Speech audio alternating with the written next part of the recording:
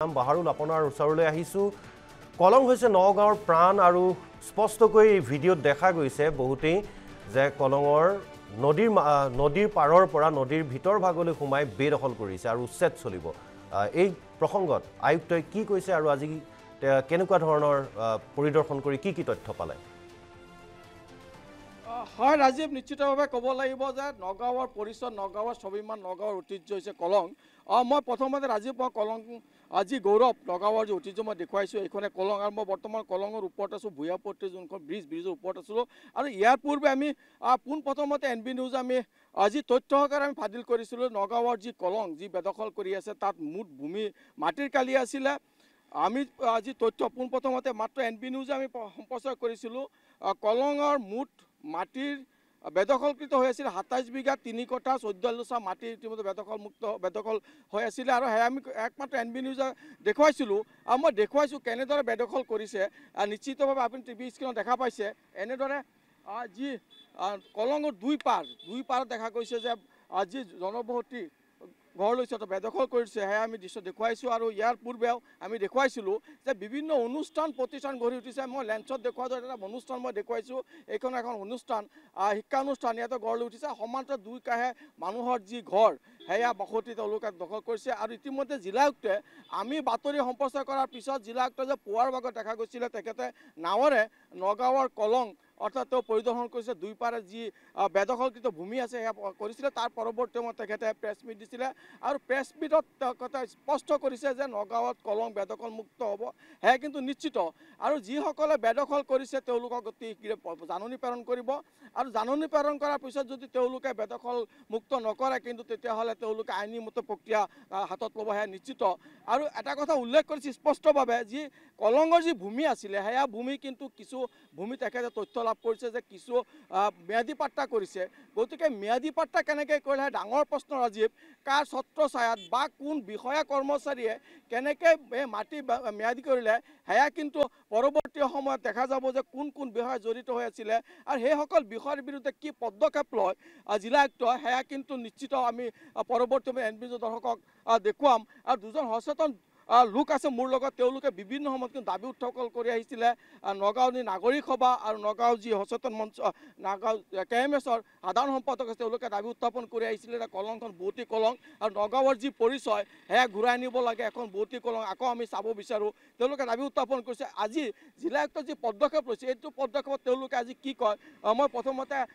যি নগাঁও নাগৰিক সভা আছে আপোনালোকে সদায় দাবী উত্থাপন কৰিছিলে আৰু আজি এটা ভাল মেছেজ ভাল এটা খবৰ আপোনালোকৰ দাবী কিন্তু কাৰ্যক্ৰম হ'ব গৈ আছে জিলা আয়ুক্তে যে পুৱাৰ ভাগৰ পৰা দুই পাৰে নাৱেৰে পৰিদৰ্শন কৰিছে কি ক'ব এতিয়া এইটো ক্ষেত্ৰত ইয়াৰ আগেও আমি আপোনালোকৰ সংবাদ মাধ্যমৰ সন্মুখত স্পষ্টকৈ দাবী জনাইছিলোঁ যে কলংখন আচলতে নগাঁৱৰ ইতিহাস কলংখনে নগাঁৱৰ ঐতিহ্য বহন কৰি আহিছে গতিকে এই কলংখন সদায় বেদখলৰ পৰা মুক্ত হ'ব লাগিব এই কলংখন সদায় এখন জীয়া কলং হৈ নগাঁৱৰ মাজেৰে বৈ থাকিব লাগিব নগাঁৱৰ যি ইতিহাস ঐতিহ্য সেই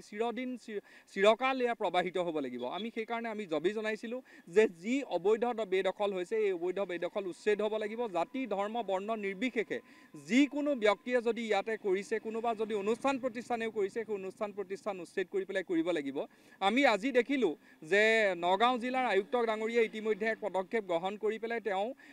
কলঙৰ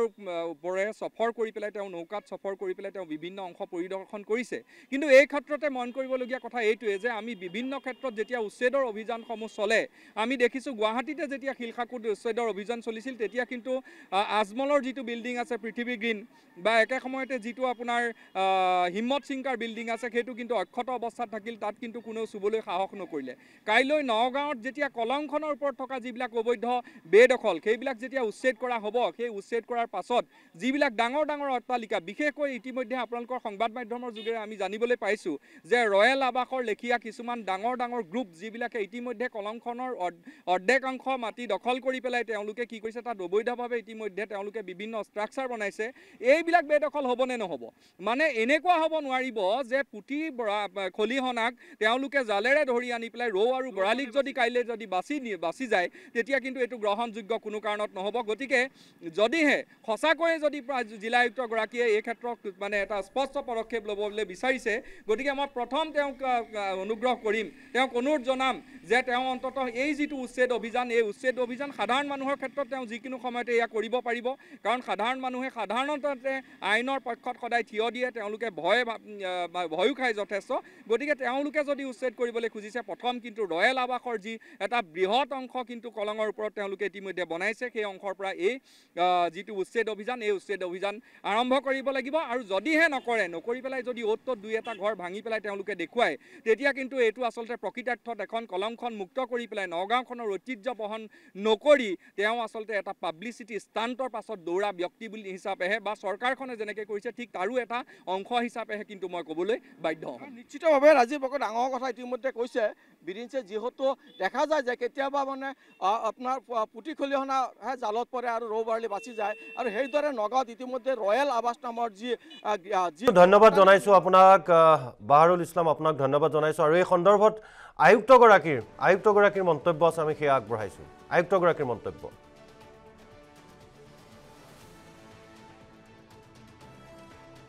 তাৰ আশে পাশে এই কদৰ্যময় পৰিৱেশ যি আছে, এই কদৰ্য আৰু চাৰ্কল অফিচাৰ গৈছিলে, জমাবন্দীখন আমি চাইছোঁ, কিছুমান জল পটপটকৈ ওলাই পৰিছে যে সেই মাটিবোৰ বেদখল কৰা হৈছে। আজি কলং তথা কলং পাৰক লৈ আজি প্ৰতিজন নগঞাই যি গৌৰৱ কৰে, কিন্তু সেই গৌৰৱময় যি ইতিহাস আছে, আজি সেই ইতিহাসক আজি যিসকল ব্যক্তিয়ে এটা নিকৃষ্ট মনোবৃত্তিৰে এনেধৰণৰ কাম হাতত লৈছে বা তেওঁলোকে এনেধৰণৰ কাম কৰিছে, এইটো খুব বেয়া কাম তেওঁলোকে কৰিছে। পুনৰবাৰ তেওঁলোকক আহ্বান জনাব বিচাৰিছোঁ, এতিয়া আমি তেওঁলোকলৈ ন'টিছ পঠিয়াম।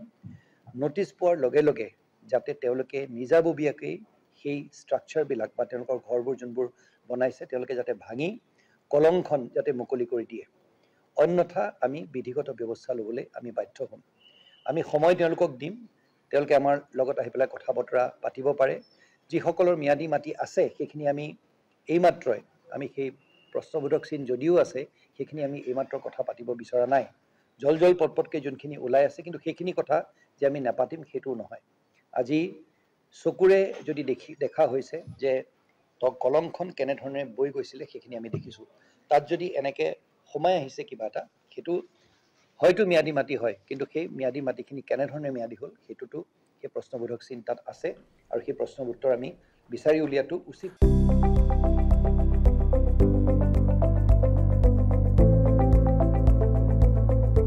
NB নিউজ, সহজ সৰল ভাষাত নৱভাৰতৰ কথা।